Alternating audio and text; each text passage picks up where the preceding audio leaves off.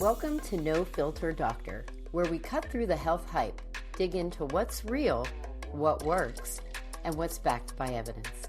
I'm your host, Dr. AK. Let's get started. Hey everyone, welcome back. We are going to start talking a little bit about the new dietary guidelines. So I wrote a 3-part blog on the topic, and what I want to get into is first, what are these dietary guidelines? Like, what are the new ones that came out in 2025? How different are they from prior versions of it? And kind of just what are they factually? Then part 2, which is going to be next week, we are going to talk about some of the inner turmoil and contradictions in them, because there are some and we should discuss them. And then part 3 is going to be the following week, where we talk about industry influence, who makes up these committees that make the decisions, how do we get the final word out on what the dietary guidelines are. Now, before we get into the nitty-gritty of the guidelines, I feel very compelled to say this. Nutrition has become very divisive in the United States because it is now associated with politics. So I hope that by now, this is like the 20-something episode of this podcast, I hope by now you see that I am rooted in evidence. And so I'm going to invite you to please join me, but do it in a certain way that properly prepares you to be open to this information that we're going to be talking about. So how are we going to prepare? The first way is remove your political lens. Independent of which party you support and what candidates you support, I'm going to ask you just take that lens off, because when we look at things through that lens, we're not quite open to information. We're very limited by the ideology that we carry with ourselves. So in order to truly be open, we need to remove that lens altogether so that we can be as unbiased as possible. The next thing I'm going to ask you to do is please ignore whatever social media sources you are getting information from while we're going through all of this. And yes, I understand the hypocrisy in that, because a lot of you found me through social media. So I understand what I'm asking you to do is a little bit contradictory here, but there is so much misinformation on social media. And the problem with the way these social media algorithms work is they want you on there, right? Advertisers are paying these companies to have their products or services or whatever they want on social media. Well, based on what you have looked at historically, you have a certain algorithm that is going to get pushed in front of you. And so you need to kind of leave that algorithm behind. Otherwise, you're just in an echo chamber. So I'm asking you, no political lens, pretty please, and just put all of the other information that's coming across social media behind. Again, I really feel like at this far into the game, if you have been listening this entire time, I've established myself as someone who tries to be as apolitical as possible when we're talking about all of these different things, and who really looks at the facts and looks at science. So that was a very long-winded introduction and preparation, but I do feel like it was necessary because we are going to get in the weeds. Now, today is relatively weed-free. Today, we're just going to talk about what are these guidelines that are out there right now. And we're not going to get into why people are up in a roar, but I think you can admit that if you go on social media, there is just so much stuff about all of these guidelines. So let's get into that part. The first thing that we need to answer is, why does the U.S. government issue these dietary guidelines? Well, one thing that I think a lot of people conflate here, these are not individualized nutrition plans. The purpose of these dietary guidelines are to address population level public health recommendations. And so these guidelines will mold out that framework for federal nutrition programs, school meals, and there's broad public messaging. Their purpose is to reduce overall chronic disease at a societal level. It's not to optimize your individual metabolic health. So we need to know that first. And I'll be quite honest with you, unless you are a dietitian, a healthcare provider, or somebody who creates public policy, you're not even the target audience for these dietary recommendations. The reason they were made is so that different healthcare providers, physicians, dietitians, and lawmakers have something to kind of frame out their recommendations and things that should be happening overall. It's not for you, the individual consumer, to go read. Now, obviously, that's going to happen. And obviously, you are welcome to model your diet and the things that you're going to do based on that. But you are not the target audience. So I think it's really important to know these things and frame all of this in the proper context moving forward. Before we get into the individual recommendations and what the actual dietary guidelines are, let's talk about how did we even get here? What's the history of these guidelines? Well, they didn't develop overnight. This has been going on for more than a century now with evolving nutrition guidance. And a lot of it is shaped and evolves based on public health priorities, different scientific understandings, and our knowledge of disease patterns. So as these things change, so do these different recommendations. And a perfect example of this is looking at where we started and where we are now. In the early 20th century, the recommendations focused largely on food groups, nutrient adequacy, and disease prevention as related to deficiencies. So back then, things like rickets and pellagra were very prominent. In 1941, the Food and Nutrition Board established the first recommended daily allowances. So those are those RDAs that you might hear about. That's where recommended daily allowance, the abbreviation, comes from. These have been updated multiple times through 1989, and they include things like guidance on energy, protein, and the 25 essential vitamins and minerals. But in the 1970s, a major shift occurred.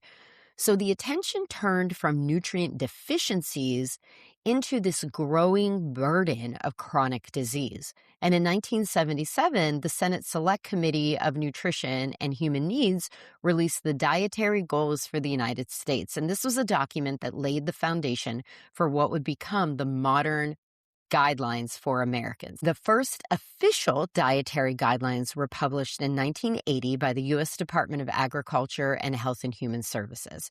And then in 1990, the National Nutrition Monitoring and Related Research Act formalized the process and said that these dietary guidelines have to be reviewed and updated every 5 years in recognition of the fact that we learn new things. And so they should be updated to reflect this new knowledge. And so since then, every edition has reflected the prevailing scientific evidence and public health priorities of that time. And then it sets the stage for how nutrition guidance is communicated to the public. One of the things that has changed is we went from food pyramids to my plate back to the pyramid. So let's talk about that. So the U.S. Dietary Guidelines relies heavily on visual models. Now, even though I said you are not the target audience, visual models have always been created so that the public can have a better understanding of where all of this is coming from and what do those recommendations look like on a day-to-day basis.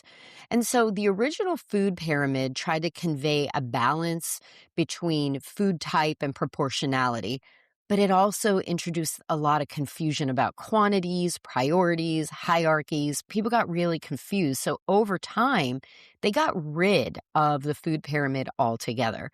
And in 2011, My Plate was introduced. And so this My Plate shifted towards like a simpler model. It's literally a plate. It's divided in half.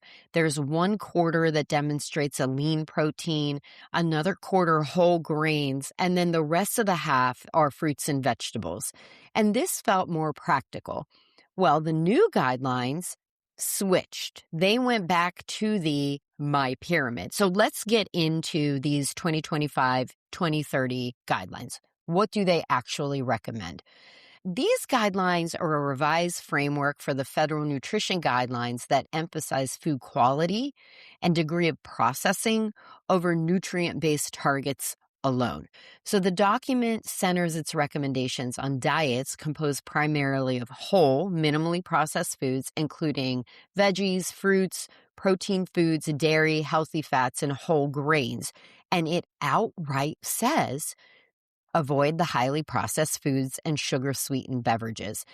Other iterations have gone through and talked about, well, reduce sugar, but they've never come out and said, don't eat processed foods. So this is new for this guideline. They retained the public health focus on chronic disease prevention, and they included the life stage specific guidance from infancy through adulthood and into geriatrics. So that has stayed the same. There is still recommendations for breastfeeding, appropriate micronutrient supplementation in infancy, and age-specific nutritional considerations. The entire document goes through primary areas of emphasis such as food sourcing, how food is prepared and the composition of those foods.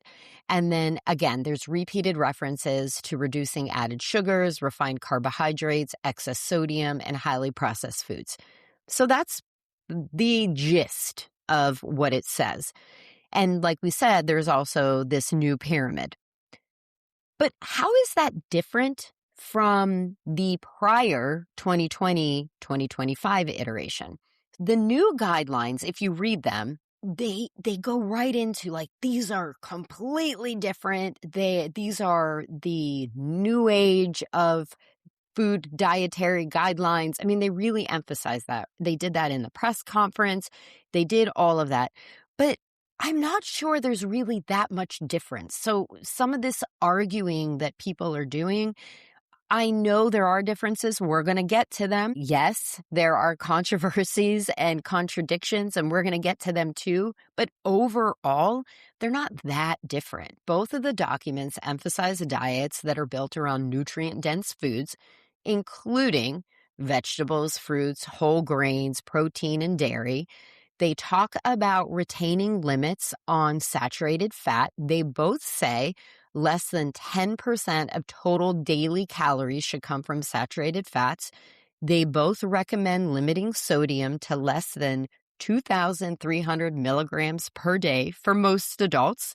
Some adults need way less depending on what their comorbidities are. And they advise reducing the intake of added sugars and sugar-sweetened beverages. So they both do that. Both editions also include these life stages. They talk about infancy to adulthood, breastfeeding, vitamin D supplementation, when to introduce allergenic foods. Where the differences do occur really have to do with this focus on calorie limits and how things are framed. So I put together a chart, and if you are on the video version of this, I'm going to post the chart in the video so you can see it. I have the 2020 dietary guidelines and the 2025 dietary guidelines. I'm just going to verbally go through them here. When we talk about protein guidance, the earlier version gave no specific gram per kilogram target. They just recommended a variety of protein-rich foods. But the newer guidelines actually recommend 1.2 to 1.6 grams of protein per kilogram body weight per day. And so the way you figure out your kilogram body weight is you measure yourself in pounds and divide by 2.2. And so this is saying take that, multiply it by 1.2 to 1.6, and that's how many grams of protein you should have per day. This has never happened before in a dietary guideline recommendation. And I will tell you, I think this is a great recommendation because the RDA that we had before of 0.8 grams of protein per kilo per day was not enough. Those recommendations were based on nitrogen balancing studies that were done a while ago, and that's not even applicable to us and our daily lives and what we're doing. The protein sources differ a little bit. So the earlier recommendations said lean meats, poultry, seafood, eggs, legumes, nuts, seeds, and soy. The newer ones say all of that, but there's a lesser emphasis on soy and a bigger emphasis on red meat. In terms of dairy, the prior version said fat-free or low-fat dairy also can use fortified soy alternatives. The current says full-fat dairy without any added sugars. Fat guidance, the prior version talked about vegetable oils and limiting the saturated fats. Current version still talks about limiting saturated fats, and they emphasize whole food fat sources such as butter and beef tallow. We're going to come back to that in part 2. We're going to talk about that. In the prior version, there was an emphasis of whole grains stating that half of the grains that we consume should be whole grains. In the current version, they say prioritize fiber-rich whole grains and reduce refined grains. When we talk about ultra-processed foods, there was a lot of indirect recommendations about avoiding some of those ultra-processed foods. In the current form, they just outright say, don't eat them. With added sugars, the prior version said less than 10% of our total daily calories per day should be from sugars, and if you're under 2, avoid sugar altogether. The current version doesn't make any recommended amount. It just says to limit the sugars. Non-nutritive sweeteners were completely welcomed in the 2020 version, and they are completely discouraged in the 2025 version. Alcohol guidance of the 2020 version was consistent with what we've talked about before. Women should have no more than 1 drink per day. Men should have no more than 2. The current version doesn't give any kind of numerical estimation of what people should or should not consume. It just says limit your alcohol consumption. And then one thing that really stands out, and I think this is a dividing point, I'm just saying this as fact though, is the prior iteration took a lot of people's cultures and economic capabilities into consideration when making the recommendations. The current version has a much, much lower emphasis on those things. It's really much more whole foods, eat these things, and there's really no consideration of whether somebody can afford to buy those foods. So those are really the main differences between them. Granted, they're big differences. Granted, a lot of people want to argue about them, but there is still a lot in common. And I think we need to emphasize the fact that there's probably more things that are in common than there are in terms of differences. And I think it's really important for people to know the actual differences and similarities for themselves. I invite all of you to Google the 2025 dietary recommendations and the 2020 dietary recommendations and then make a comparison. I have links to both of them on my blog from Dr. AK's desk. It's in part 1 of the dietary recommendation series. You can click on them there and look at them. Why is this important and why am I placing so much emphasis on this? Because if we're going to debate the contradictions within the guidelines or who's influencing these guidelines or what are some alternative frameworks for them, we need to know the actual facts of what they are. I feel like a lot of people just take these stances and make arguments without having actually read the document. You can't come from a place of facts if you didn't actually read the facts. So I say all of this in preparation of part 2, which we're going to get into next week, where we are going to talk about the contradictions within them because we need to. They exist and we have to be fair and talk about them. This is not a bashing of the 2025 dietary recommendations. I already said that I'm all about the protein recommendations. There's a lot of things in them that I wholeheartedly agree with. There are some things that probably don't really make sense or might not even be feasible. So that's why I invite you to go through and read them so that next week, when we talk about part 2, we can talk about where this confusion is, these internal tensions that arise between some of the messaging and the interpretations, and then how broader forces kind of shape nutrition policy, right? Let's know the facts, and then we'll get into some of the controversy. And I hope to catch you next week. Take care. Thank you so much for joining me on this week's No Filter Doctor. If you enjoyed the content, you can follow me on social media. I'm on Instagram, Facebook, and YouTube. You can also go to www.thewholehumanhealthandwellbeing.com and sign up for the weekly newsletter, where you will get a link to the blog, that week's podcast, and a health tip of the week sent directly to you. It's important to know that while I am a doctor, I'm not your doctor. This podcast is for educational and informational purposes only, and it's not intended as medical advice. Listening to this podcast does not establish a doctor-patient relationship. The information discussed should not be used to diagnose, treat, or prevent any medical condition, nor should it replace individualized medical care. If you have questions or concerns about your health, please contact your own healthcare provider. Any decisions to delay or forego a medical evaluation or treatment based on the information discussed in this podcast are made so at your own risk. My only financial disclosure is my medical practice, The Whole Human Health and Wellbeing. Take care, and I'll talk to you next week.